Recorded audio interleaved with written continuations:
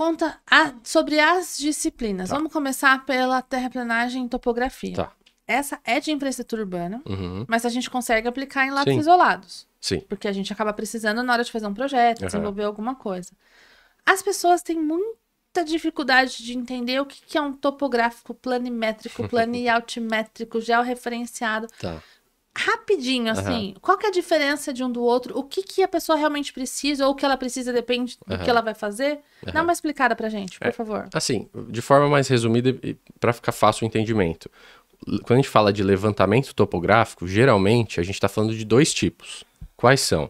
O planimétrico e o planialtimétrico. A própria palavra ela já vai, né, induzir a gente ao entendimento. Então, planimétrico, quando a gente diz, a gente está falando da planimetria do terreno. Então, ou seja, a gente vai pensar no levantamento planimétrico, a gente vai ter as dimensões, então, quanto ele tem de fundo, a área, a metragem quadrada total do terreno, e vai dar as informações das edificações, por exemplo, que existem lá, ou até, por exemplo, uma árvore, o levantamento das árvores, construções, tudo isso a gente vai ter no planimétrico, tá? Quando a gente pensa planialtimétrico, a gente acrescentou a altimetria do terreno. Então, além dessas dimensões, das informações das construções, a gente vai ter também as cotas do terreno. Então, é basicamente esses dois, planimétrico, planialtimétrico. Hoje, E os dois são um levantamento topográfico. Exato. Qual que é a diferença? Às vezes, por exemplo, para um uso capião, a gente precisa do planimétrico, a gente precisa das dimensões, aí você vai ter informação de qual a rua, a largura de calçada, enfim. A gente geralmente não se pede a cota do terreno. Mas, hoje, quando assim, é mais usual quando a pessoa vai fazer um tipo de levantamento, ela já pede o planialtimétrico. Porque o planialtimétrico você já tem todas as informações, né? E aí, para o profissional de arquitetura, por exemplo, ou para o engenheiro que vai fazer um projeto arquitetônico de uma residência, ele vai precisar das informações de cota do terreno.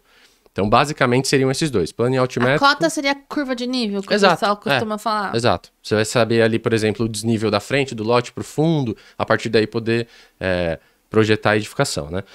E na parte de loteamento, isso é importante também. Por quê? Porque no levantamento planialtimétrico, a gente vai ter as informações de cota e é a partir daí que a gente vai conseguir pensar na parte de arruamento, na parte de projeto de esgoto, drenagem, até legal, depois eu vou comentar o quanto isso impacta num projeto de um loteamento, né?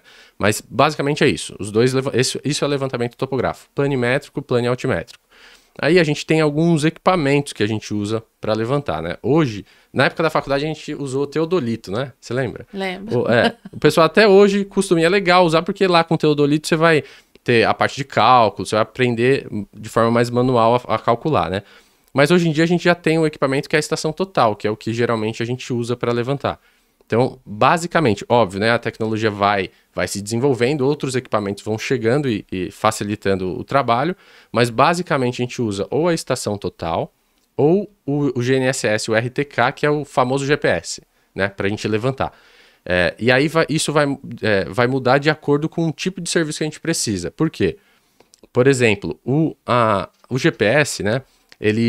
Ele é bom, ele é mais usual a gente utilizar em áreas abertas. Então, digamos, você tem ali um terreno, Marlon, quero implantar um loteamento aqui, vou começar pela topografia, que é o primeiro passo. Se for uma área aberta, sem muita vegetação, a gente utiliza o GPS, que ele facilita, a gente faz um trabalho mais rápido com ele, tá? Agora, nós temos também a estação total. E quando que a gente usa a estação total? Às vezes em lotes um pouco menores, ou onde a gente tem, por exemplo, uma vegetação, uma cobertura. Por quê? Como o RTK ele usa sinal de satélite, se a gente está numa área que tem uma cobertura, a gente não consegue fazer o levantamento. Então isso prejudica na hora de levantar. Então o tipo de serviço vai determinar o tipo de equipamento que a gente vai usar.